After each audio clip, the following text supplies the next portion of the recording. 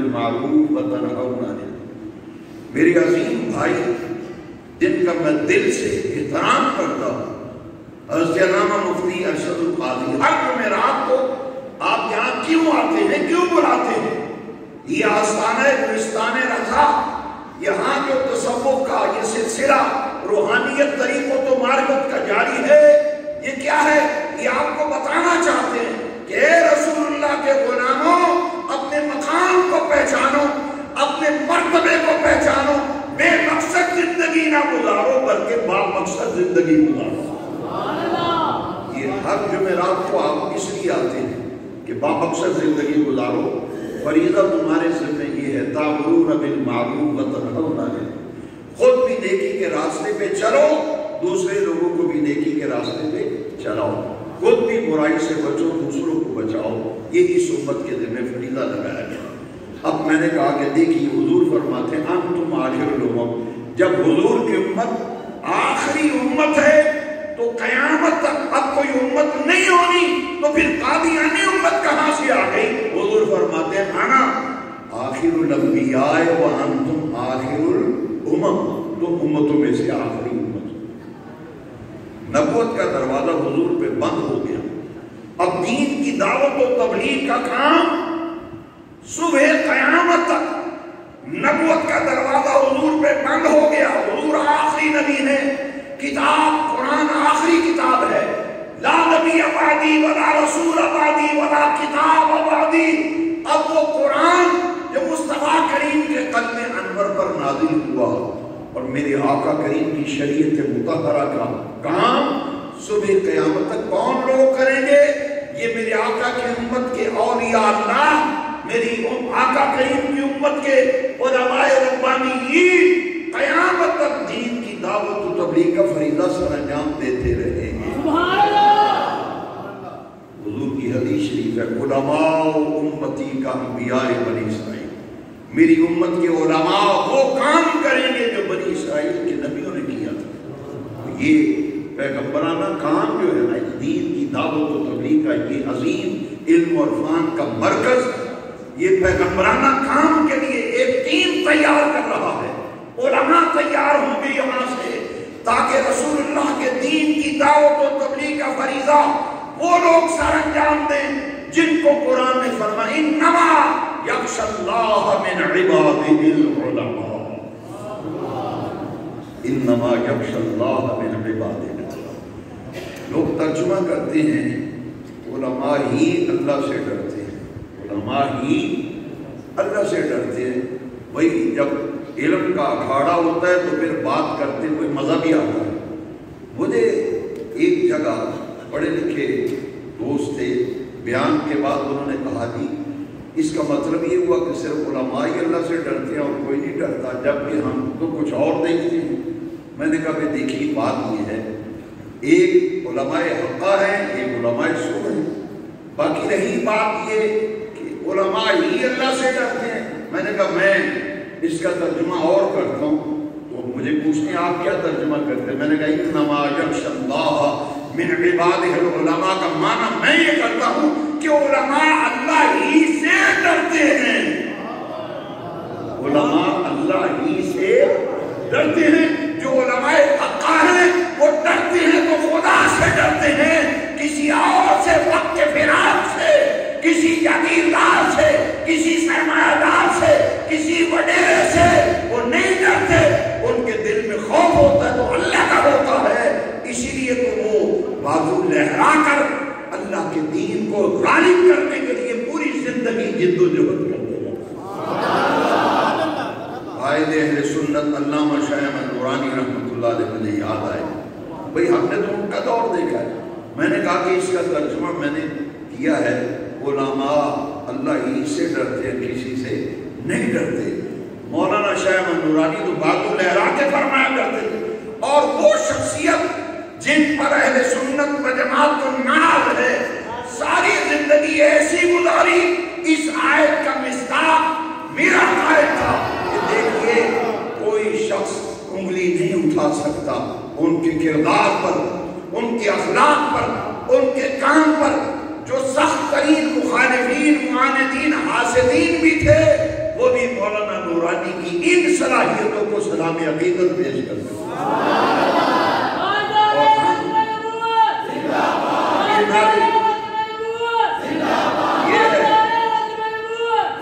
انما یخشی اللہ من عبادہ، ڈرتے ہیں وہ علماء اللہ ہی سے ڈرتے ہیں، اس لیے ہم تو برکت سے نہ نعرے لگا کر، نہ ڈرنے والا نورانی، نہ بکنے والا نورانی، نہ جھکنے والا۔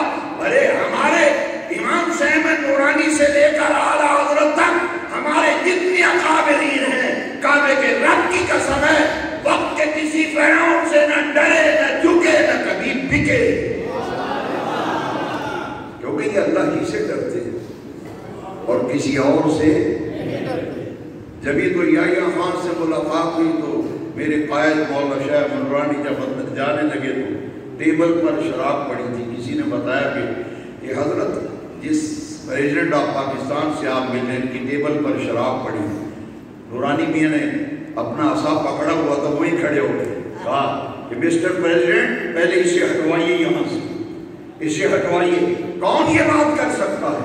ارے یہ علماء ربانیین ہیں، یہ امام احمد رضا کے فکر و نظریات کے علمبردار ہیں، جنہوں نے پوری زندگی فکر رضا کی ترویج و ارشاد کے لیے کام کیا۔ کہا کہ مسٹر پریزیڈنٹ اسے پہلے ہٹائیے۔ ایک مثال میں اور دیتا ہوں، آپ نے نام سنا ہوگا، یقین نہیں سنا تو آپ بات کسی سے پوچھ لیجیے، مولانا ابو داؤد محمد صادق رحمت اللہ تعالی علیہ، میرے محدث اعظم کے خلیفہ ارشد، اور وہ جن کو غیروں نے بھی کہا کہ ہم نے اہل سنت مکتبہ فکر میں اگر کوئی باعمل شخص دیکھا ہے تو وہ مولانا ابو داؤد محمد صادق ہے۔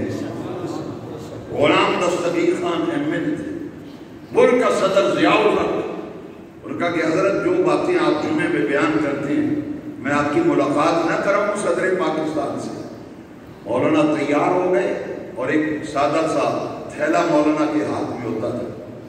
اب جب اندر جانے لگے تو سیکورٹی والوں نے کہا کہ جناب یہ تھیلا پہلا اندر نہیں جائے گا۔ انہوں نے کہا بھئی یہ تو جائے گا، اس کو چیک کر لیں، اس میں 2 اخباریں ہیں اور کچھ نہیں، صرف 2 اخباریں ہیں، کیا اخبار بھی نہیں اندر جا سکتا؟ ان کا نہیں مولانا غلام دستگیر خان صاحب سے کہا مولانا آپ بیگ لے جائیں۔ جب گئے تو چائے کا دور جب چلا نا تو ضیاء الحق بائیں ہاتھ میں چائے کا کپ لے کے پینے لگے۔ کون یہ بات کرتا ہے؟ اللہ نے توفیق دی تو امام احمد رضا کے نظریات کے حامل اور دین کی دعوت و تبلیغ کا کام کرنے والے ان علماء ربانیین کو رب نے توفیق دی۔ آپ نے فرمایا کہ جناب صدر آپ مسلمان اسلامی جمہوریہ پاکستان کے صدر ہیں، مسلمان ہیں، آپ کو یہ نہیں پتا کہ بائیں ہاتھ سے چائے نہیں پینی چاہیے یا کوئی بھی پینے والی چیز وہ دائیں ہاتھ سے پیا کرتے ہیں؟ مجھے افسوس ہوا ہے کہ آپ کو اس بات کا بھی علم نہیں ہے کہ جو چیز پینی ہو کھانی ہو دائیں ہاتھ سے کھانی چاہیے۔ وہ شرمسار ہو کے نا چہرے کا رنگ بدل گیا، کہتے مولانا آپ کا بہت شکریہ، دائیں ہاتھ کا پکڑ لیا۔ جب ملاقات مکمل ہو گئی، جو باتیں کہنی تھی کہہ دی، نکلنے لگے تو تھیلے میں سے اخبار نکالا اور ضیاء الحق بھی کھڑا ہو گیا سیاف کرنے کے لیے، تو آپ نے اخبار سامنے رکھ دیا، کہا کہ آپ ہیں اسلامی جمہوریہ پاکستان کے صدر اور یہ دیکھیے فلاں تاریخ کا نوائے وقت ہے، یہ فلاں تاریخ کا جنگ ہے، اس میں دیکھیے کہ آپ کی بیگم صاحبہ یہ بیرون ملک دورے پہ گئی اور اس ملک کے فلاں صدر سے وہ ہاتھ ملا رہی ہے، یہ کتنی شرمناک بات ہے۔ غیر محرم سے ہاتھ ملانا شریعت مطہرہ میں منع ہے۔ اب اس کا ایک رنگ جائے اور آئے، میں نے کہا انما یخشی اللہ من عبادہ العلماء، دنیا والوں جس احمد رضا کا آج ہم عرس منا رہے ہیں، اس امام احمد رضا کے فکر و نظریات کے نمبردار میرے محدث اعظم پاکستان کے فیض یافتہ تربیت یافتہ اعلیٰ حضرت کے کسی خلیفے کے تربیت یافتہ کو دیکھ لے، کسی بھی جابر سلطان کے سامنے جب حق بات کا کہنے کا موقع آتا تھا تو وہ عملی طور پر بتاتے تھے ہم ہی ہیں وہ جو صرف اللہ ہی سے ڈرتے ہیں، کسی اور سے ڈرا۔ میرے امام احمد رضا اتنی گفتگو کے بعد وقت زیادہ ہو رہا ہے، مجھے فرمایا کہ ایک دو باتیں کہی جو یاد رہے. میں نے کہا یہ کبھی نہیں بھولے، یہ کبھی نہیں. ایک ہی بات آج کرتے ہیں، ایک ہی بات. امام احمد رضا اس وجود کا نام ہے بھائی، وہ جامع صفات شخصیت ہے، ہمہ جہر شخصیت ہے، ہمہ گیر شخصیت ہے. ان کی زندگی کے کس کس پہلو پہ بات کی جائے. ارے وہ محدث بھی تھے، مفسر بھی تھے، محقق بھی تھے. وہ کون سا فن ہے جس پہ امام احمد رضا کو کمال حاصل نہیں تھا؟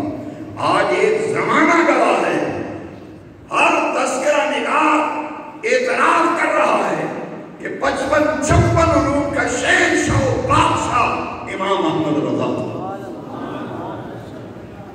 ان کی ساری خوبیاں، اور مختصر کرتا ہوں، ان کی ساری خوبیاں، ان کے سارے فضل اور کمالات ترازو کے ایک پلڑے میں رکھ دیے جائیں، دوسرے میں ان کا عاشق رسول ہونے کا وصف رکھ دیا جائے. کعبے کے رب کی قسم ہے، عشق رسول والی صرف تمام صفات کو اپنے دامن میں چھپائے ہوئے ہیں. سب سے بڑے عاشق رسول تھے. مودودی نے اپنے ایک مقالے میں لکھا ہے مولانا احمد رضا سے بہت سے معاملات میں اختلاف ممکن ہے، مگر اس میں شک نہیں کہ وہ رسول اللہ کے سچے عاشق تھے. الفضل ما شاہدت بہ الاعداء. اب ذرا غور کیجیے حاضرین، امام احمد رضا کے پاس کچھ لوگ آئے، کہا کہ حضرت یہ ریاست نام پارا جو ہے اس کا والی اس کی شان میں آپ قصیدہ لکھ دیجیے. آپ مولانا جامی کو پڑھیے، شیخ شادی کو پڑھیے، اقبال کو پڑھیے. تمام شعراء نے ہر صنف میں شعر کہا ہے، غزل کہی ہے، قصیدہ کہا ہے، مدح کی ہے، نعت بھی لکھی ہے. لیکن احمد رضا اس وجود کا نام ہے جس نے اپنے قلم کو رسول اللہ کی تعریف و مدح کے سوا کسی دنیا دار کی تعریف سے کبھی آلودہ نہیں ہونے دیا. احمد رضا کا جب قلم چلا تو توصیف مصطفیٰ میں قلم چلا. کہا کہ حضرت ریاست نام پارا کا جو والی ہے اس کی شان میں کچھ اشعار لکھ دیجیے، وہ آپ کو تحائف دے گا، نذرانے ملیں گے، اور جو رقم ملے گی اس سے آپ کی بہت سی کتابیں تصانیف مبارکہ ابھی تک چھپی نہیں، وہ چھپ جائیں گی. تو آپ کیا ہے، دو چار شعر ایک ربائی لکھ دیجیے ریاست نام پارا کی شان کے اندر، اس کی مدح سرائی کر دی. احمد رضا کے داس و قلم تھامتے ہیں، فرماتے ہیں کروں مدح اہل دول رضا، کروں مدح اہل دول رضا، بڑے اس بلا میں میری بلا، میں گدا ہوں اپنے کریم کا، میرا دین پارا ہے. میں گدا ہوں اپنے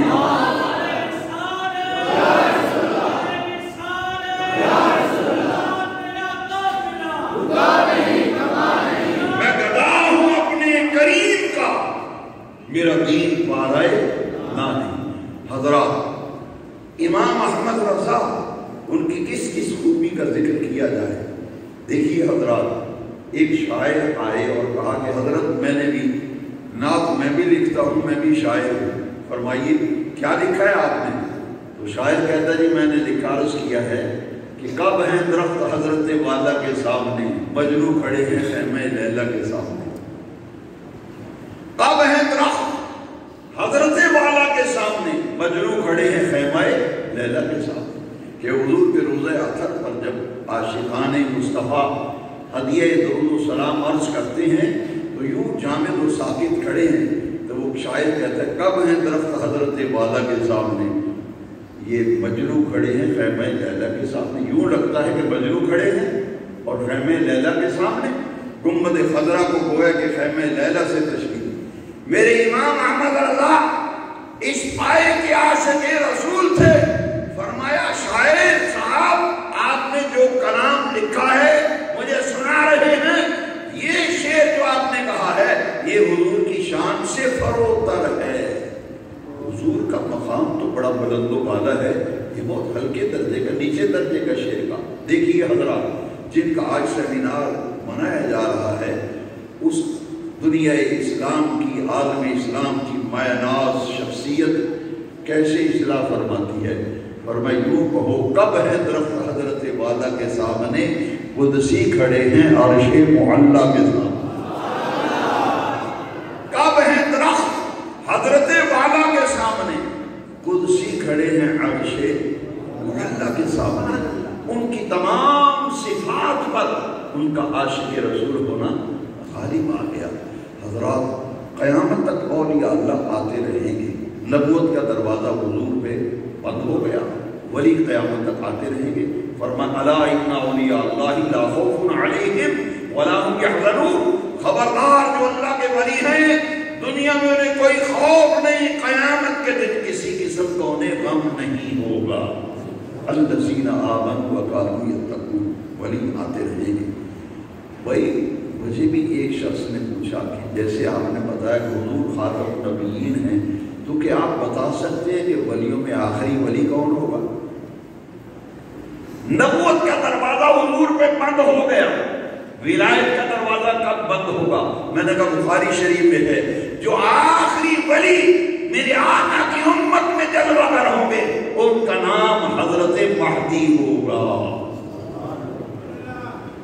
آخری شخصیت جن کو مرتبہ ولایت دیا جائے گا، اس کے بعد پھر کوئی اور ولی نہیں ہوگا۔ پھر قیامت کے قریب سارے معاملات آ جائیں گے۔ اب دیکھیے حضرات، ولی ہر دور میں ہوئے، ہر دور میں ولی آتے رہے۔ ابھی حضور سیدنا داتا گنج بخش علی بن عثمان الحجویری نور اللہ مرقدہ، آپ کا ان سے مبارک گزرا ہے۔ یہ وہ اولیاء کاملین ہیں جنہوں نے اللہ کے دین کی دعوت و تبلیغ کا فریضہ بھی سر انجام دیا، اللہ کی مخلوق کی خدمت بھی کی، اور اپنے ساتھ وابستہ ہونے والوں کے ظاہر کو بھی سنوارا، ان کے باطن کو بھی سنوارا۔ یہ اولیاء اللہ قیامت تک آتے رہیں گے۔ امام احمد رضا اس شخصیت کا نام ہے۔ لوگ یہ کہتے ہیں کہ جناب مولانا احمد رضا خان، بھائی مولوی اور ہوتا ہے، یہ پیر اور لوگ ہوتے ہیں، تو ان مولویوں بیچاروں کو کیا پتا کہ یہ کیا روحانیت ہو، معرفت اتری۔ میں نے کہا اس کی تمہارے نزدیک کیا نشانی کہ وہ تو دل کی بات پہچان لیتے ہیں۔ میں نے کہا امام احمد رضا اس شخصیت کا نام ہے، ذرا غور سے سنیں۔ صدر الافاضل مولانا نعیم الدین مراد آبادی اور مولانا سید دیدار علی شاہ صاحب کی آپس میں بڑی دوستی تھی، تو صدر الافاضل نے مولانا دیدار علی شاہ صاحب سے کہا کہ چلیے میرے پیر صاحب ہے بریلی شریف میں امام احمد رضا، ان کی زیارت کرتے ہیں۔ تو دیدار علی شاہ صاحب محدث الولی فرماتے ہیں کہ نہیں میں تو ملنے کے لیے نہیں جاتا، میں نے سنا ہے طبیعت کے بڑے سخت ہیں اور ذات کے پٹھان ہیں۔ میں نے تمہارے نزدیک یہ ہے نا کہ ولی دل کی بات پہچان لیتا ہے، تو امام احمد رضا کی پوری حیات اعلیٰ حضرت کو آپ پڑھ کے دیکھیے، امام احمد رضا کی زندگی میں ایسے انگنت واقعات ہیں جن سے معلوم ہوتا ہے کہ آنے والے کی کیفیات پر میرے امام احمد رضا آگاہ ہو جایا کرتے تھے۔ اب وہ کہتے ہیں کہ جناب آپ کے پیر میں ان سے ملنے نہیں جاتا، ذات کے پٹھان ہیں، طبیعت کے بڑے سخت ہیں، میں تو نہیں ملنے جاتا۔ ایک دن ایسا ہوا کہ سید دیدار علی شاہ صاحب صدر الافاضل سے ملنے آئے، تو انہوں نے سامان اپنا سفری تیار کیا ہوا تھا۔ پوچھا میں تو آپ سے ملاقات کے لیے آیا ہوں اور آپ کہاں سفر کی تیاری کی؟ فرمایا میں اپنے پیر صاحب سے ملنے بریلی شریف جا رہا ہوں، چلیے آپ بھی ہمارے ساتھ، چلو ٹرین میں بیٹھ کے بات چیت کریں گے۔ سید دیدار علی شاہ صاحب تیار ہو گئے۔ جب بریلی شریف پہنچے تو اعلیٰ حضرت سے مصافحہ و معانقہ ہوا، تو اعلیٰ حضرت امام احمد رضا فاضل بریلوی سے سید دیدار علی شاہ صاحب اعلیٰ حضرت سے پوچھتے ہیں کہ حضرت آپ کے مزاج کیسے ہیں، آپ کے مزاج کیسے ہیں؟ میرے اعلیٰ حضرت نے مسکرا کے فرمایا سید صاحب کیا بتاؤں، ذات کا پٹھان ہوں، طبیعت کا بڑا سخت ہے،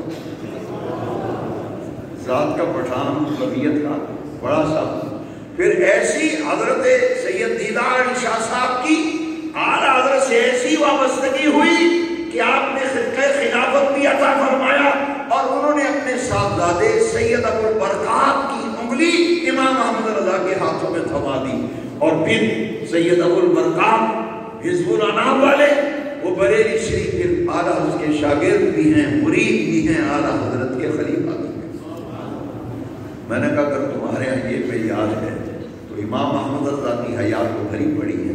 हज़रात, हम खुश नसीब नहीं हैं कि अल्लाह तबारक व तआला ने हमें उन अपने महबूबीन और मुक़र्रबीन की हमें निस्बत अता फरमा दी। इसलिए मेरे इमाम फरमाते इस निशानी के जो सब हैं नहीं मारे जाते, मेरे गले में भी रहे दूर का डोरा तेरा। इस निशानी के जो सब हैं नहीं मारे जाते, मेरे गले में भी रहे दूर का डोरा तेरा। तो इसे दर दर से सग से है मुझको निस्बत। हज़रात, हमारी निस्बत इन पाकान उम्मत के साथ है, अल्लाह के महबूब व मुक़र्रबीन के साथ है, जिनके मुतल्लिक़ कुरान फरमाता है इन्ना रहमतल्लाहि क़रीबुम मिनल मुहसिनीन, मेरी रहमत मुहसिनीन के करीब है। अल्लाह तबारक व तआला अपने इन मुक़र्रबीन के साथ हमें वाबस्तगी अता फरमाए। और आप खुश नसीब हो, हर जुमेरात को आप आते हैं, अकेले तशरीफ़ न लाया करें, क्योंकि अगर एक आदमी जिसे आप लेके आते हैं और यहाँ से दीन की कोई अच्छी बात वो सीख के जाता है, उस पर वो अमल शुरू करता है, उसकी ज़िंदगी बदलती है, तो आपके लिए वो सदक़ा जारिया